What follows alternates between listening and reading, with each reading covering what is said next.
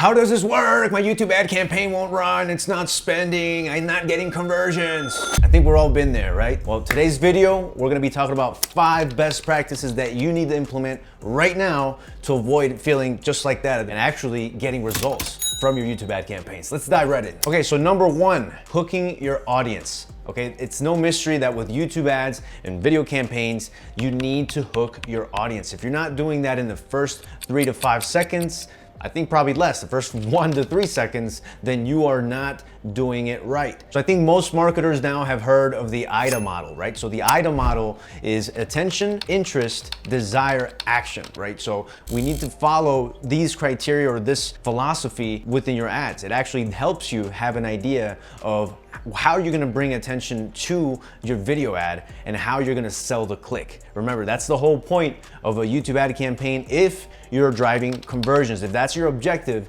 then this needs to be a crucial part of your formula here. So if you want to dive deep into the world of YouTube ad hooks, we actually have a video and the link is up here by Umar, our main copywriter here at the agency, and he basically goes into detail of how to create these, or how to script rather, these video ad hooks so you can leverage YouTube ads the right way. Okay, and before we move to number 2, this is very important for me to clarify, and we're actually speaking about the strategy here, right? And we're talking about how to set up your YouTube ad campaigns or video campaigns the proper way, okay? The right way so you can set yourself up for success. But it's very important that you're clear on what your objectives are. And that's gonna be number 2 that we're gonna be speaking about is what are you trying to accomplish with YouTube ads, right? So let's dive into my screen right now. And we are creating a new video campaign. So I'm gonna go ahead and do this over so you guys can see. And most of you watching may already know how to do this, some of you may not. We're just gonna do a quick walkthrough here, okay? So when you're in campaigns, you see something like this, you hit this blue button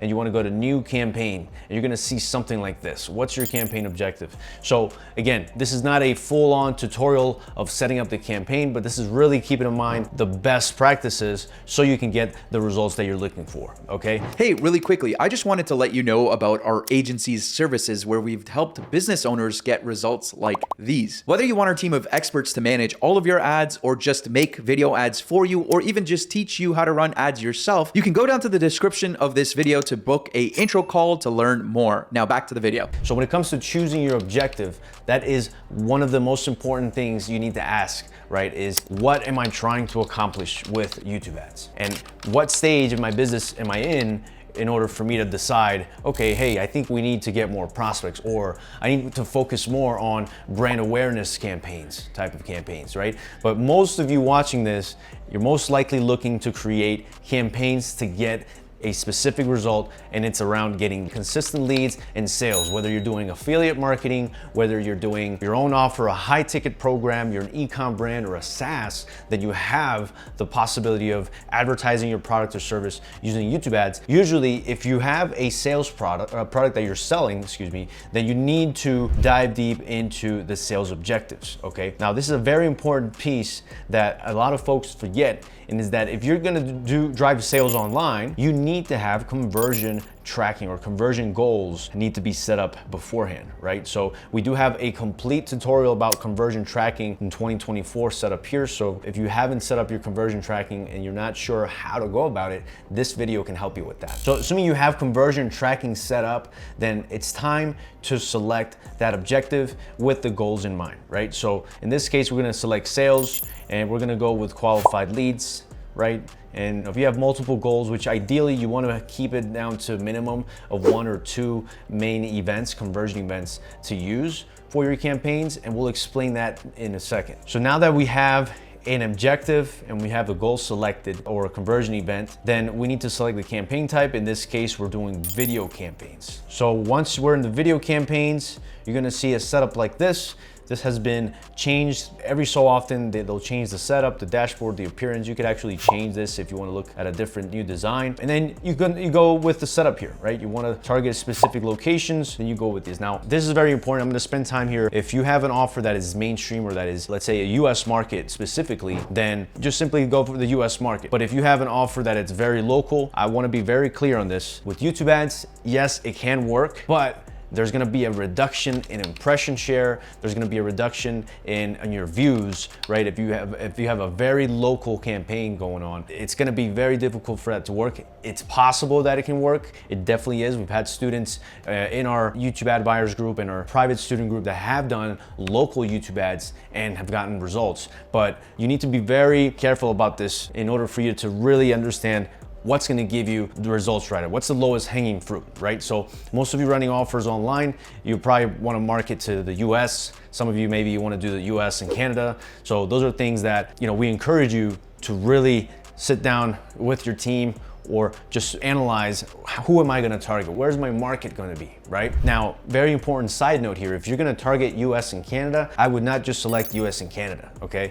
I would just do US here. So let's say if this is one campaign, you want to make sure that you're isolating campaigns to test different variables. So you don't wanna do, let's say US, Canada, UK, you could do that, but it's preferable if you just do one location at a time. So let's say you have an audience that you wanna test in the US, okay? And then you have another campaign with the UK audience, right? And that's the same audience, let's say the same audience, but the UK location, okay? So do it separately, have isolated experiments. That is one of the best practices when it comes to locations. When it comes to languages, now this is all going to differ on different ideas. Obviously, again, if you're targeting the US, just leave English. Now, I want to throw in a golden nugget here, okay? If you have an offer where you know specifically that, let's say your target audience are people from Eastern Europe, right? Or they're from the Middle East, right? Then this is gonna be a nice way for you to segment your targeting. You can actually type in the different languages, right? So like if I want to target people that are Punjabi, right? They speak Punjabi, then I'm just gonna add Punjabi in here, okay? Punjabi, English, and you know, and there's also Chinese, simplified, traditional, right? So you can influence your demographic, right? In this particular setting is you're trying to target people that speak this language. So that is one way that we've actually done it in the past with YouTube ads, and it has worked wonders for us. We were able to dial in an audience specific to that demographic, okay? Okay, when it comes to bid strategy, so in bid strategy, at the beginning, if you don't have conversions on your account, specifically with video campaign types, then just go with max conversions, right? I think we've talked about this in several videos where we encourage all the advertisers to start with max conversions. And once they have enough conversions, over 30, maybe even 50 conversions, then you can start considering target CPA. Why? We recommend this because at the beginning, it's gonna be a slow process. You know, you're gonna set certain target CPA boundaries. If you're really tight on the fact that, hey, I need to get $50 leads, right? And you're stuck on the fact that it needs to be $50 or nothing, it's probably not gonna work for you, right? You need to have some wiggle room. You need to give this a shot at, you know, give the algorithm some room in order for the bidding to be optimized in such a way that it can just try and get you the results that you need, right?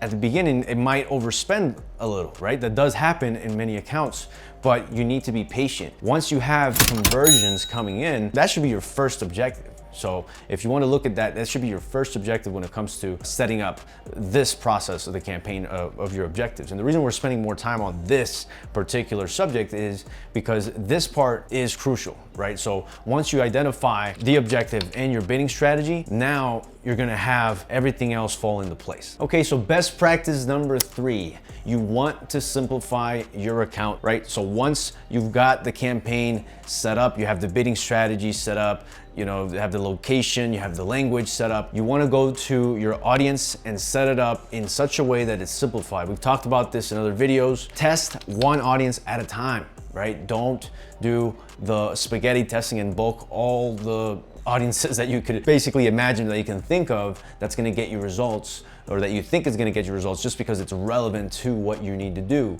or what your offer, your product or service does. So you need to have clarity on what's gonna work, what's not, right? Be black and white and have that be unambiguous of what's gonna work for your account. So that's number 3, is simplify your account. And that goes in hand with the campaign structure, which we're not gonna dive too deep into this one. That's why we have a video that's up there if you wanna look at that. Number Number 4, optimize your landing page experience. Whether you're doing a book call funnel, whether you're doing a SaaS product launch, whether you're doing lead generation to VSL webinar. So you want to make sure that all these things are optimized in a way that it's making sense, right? People are landing on your page and you actually have some conversion numbers to work with. If you have low conversion rates on your landing page or funnels, then there's gonna be some tweaking that you need to do, right? You need to optimize and you need to test accordingly. Can't stress enough that if you don't have an optimized and optimal landing page funnel experience for your users, guess what? You may have the best offer in the world, but if people just can't really, go through the funnel, if the messaging is just not really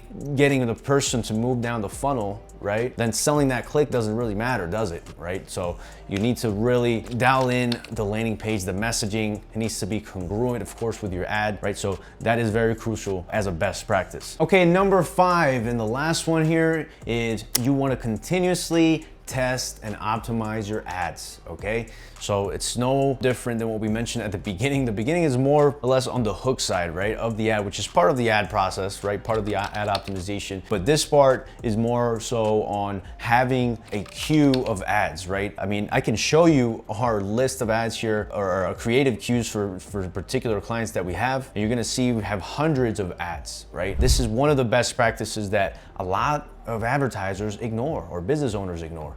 But we have lots of ads. This is just 2024, right? This is 2022. So these are hundreds of ads that we are testing, right, on a consistent basis in order for us to get an idea. And you want to have a queue of this, right? I know it sounds like, to a lot of you might sound like overkill. I know I used to think about it like that when I was just first starting out with media buying is, oh, why do we need a list of, keeping track of all this? Well, it's because you need to understand what's working and what's not, right? And what's been tested tells us, the type of ad it is, for example, the hooks, we have the URL, we have when it was imported, is it active in the account, the date we launched, the time that we relaunched, right? So it's very detailed, guys, but this is what's gonna get you success. I mean, if you're not gonna be on top of your ads and what you've been testing, you're gonna be all over the place, okay? And I'm telling you, optimizing and testing different ads constantly, it's gonna be able to open up your mind to different data points and to see, okay, you know what, maybe this hook with this body, right, with this script here, with this ending, this CTA is what's gonna be our killer ad, right? Our legacy ad. So